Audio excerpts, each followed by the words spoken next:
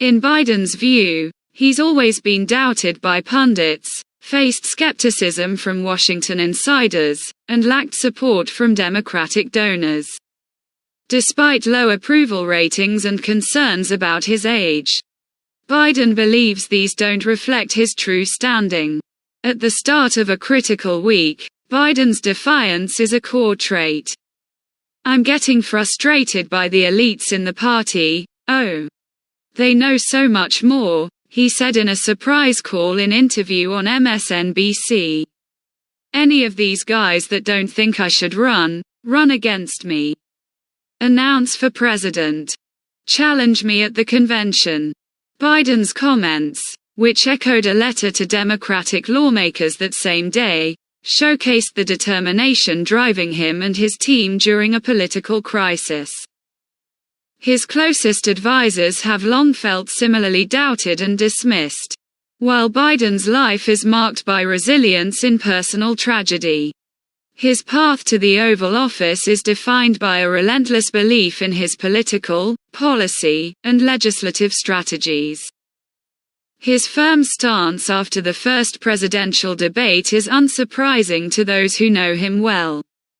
However, this approach has frustrated some Democrats, including longtime supporters, who worry it might create a blind spot in a high-stakes moment. Biden's primetime ABC News interview last week, intended to address his shaky debate performance, only increased this frustration.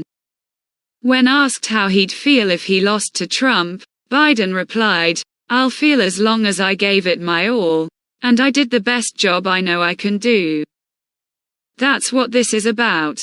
This response stunned many Democrats who see Trump as a serious threat to the country and found Biden's answer particularly jarring given his previous emphasis on this threat. Since then, Biden has repeatedly emphasized the threat he believes Trump poses and stressed that losing is not an option. However, some Democrats argue that Biden's dismissal of their concerns about his ability to run and win a second term ignores reality. As Democrats consider Biden's future in Washington, the upcoming campaign looms large. Biden was already trailing Trump in many polls before the debate, and the gap has widened since. Calls for Biden to step aside have grown, with 6 House Democrats and several major donors publicly urging him to do so. "We've got a good message," said Representative Adam Smith of Washington State. But he believes Biden is not effectively delivering it. Biden's decision to go on the offensive at the start of a crucial week was seen as a necessary step by some supporters, but concerns remain. Multiple White House officials were surprised by Biden's debate performance, despite their limited access to him. Biden has acknowledged party anxieties since the debate, stating, "I have heard the concerns that people have, the good faith fears and worries about what is at stake in this election, but has followed this acknowledgement with defiance."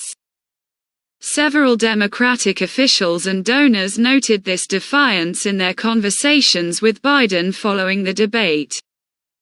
Fundraising emails from Biden's campaign in the week after the debate carried subject lines like, "The pundits have gotten everything wrong."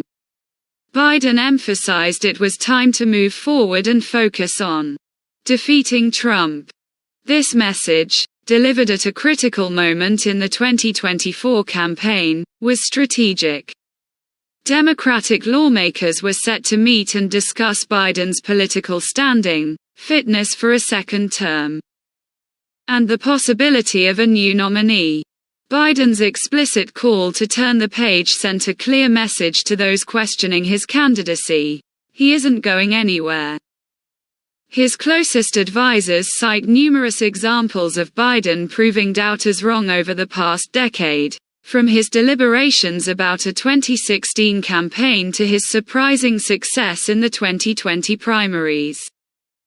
Biden's approach to politics, policy, and legislation has often faced doubt but has resulted in significant legislative achievements, such as the bipartisan infrastructure law, the Inflation Reduction Act, and the CHIPS and Science Act. The 2022 midterms also defied expectations, with Democrats picking up a Senate seat and narrowly losing the House.